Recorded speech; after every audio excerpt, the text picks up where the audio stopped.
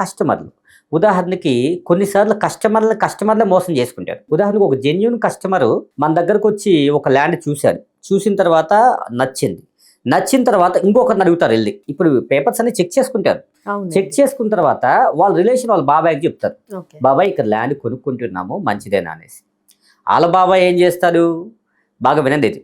వాళ్ళ బాబాయ్ ఏం చేస్తారంటే, అక్కడ వద్దమ్మా నేను ఒకటి చెప్తాను, నేను ఒక దగ్గర చాలా బాగుంటుంది అని చెప్పి ఆయనకి కమిషన్ ఎక్కడైతే ఎక్కువ వస్తారో ముందే మాట్లాడుకుంటే వెళ్ళి. ఎందుకంటే ఆ క్లయింట్ మన దగ్గరకు వచ్చి బోర్ను విలపించారు. సార్ ఇలా ఆయనకి చెప్తే ఆయన ఇలా కమిషన్ తీసుకుని మాకు అక్కడ ల్యాండ్ ఇచ్చేసారు సార్, చాలా బాధ అనిపించింది మాకు. బంధువులు అంటారు కానీ రాబంధువులు అండి నిజంగా చెప్పాలంటే. ఒకరి స్వార్థం కోసం ఇంకొకరు బలయ్యారు. ఇప్పుడు ఆ ల్యాండ్ ఇప్పటికీ ఇప్పుడు ఉదాహరణకి 6,000లో తీసుకున్న ల్యాండ్ గజము ఇంకా 6,000 ఉంది అక్కడ. సో అలా జరుగుతున్నాయి. కాబట్టి డెవలపర్స్లోనూ ప్రాబ్లం ఉంది, బ్రోకర్స్లోనూ ప్రాబ్లం ఉంది, కస్టమర్స్లో కూడా ప్రాబ్లం ఉంది 100%. ఎందుకంటే వాళ్ళు క్లారిటీ తెచ్చుకోవాలి, ఈసీ అన్ని చెక్ చేసుకోవాలి, కంపెనీని అడగాలి, రేరా ఉందా మీకు ఎల్పి నెంబర్ ఉందా అవన్నీ అడగాలి. అడిగితే వాళ్ళు ఇస్తారు, ఆన్లైన్లో చెక్ చేసుకోవచ్చు. ఒకప్పుడు అంటే ఆఫ్లైన్ ఆ ఎంఆర్ఓ ఆఫీస్కో సబ్ రిజిస్టర్ ఆఫీస్కి వెళ్ళి అన్ని చెక్ చేసుకునే వాళ్ళు. ఇప్పుడు అలా కాదండి.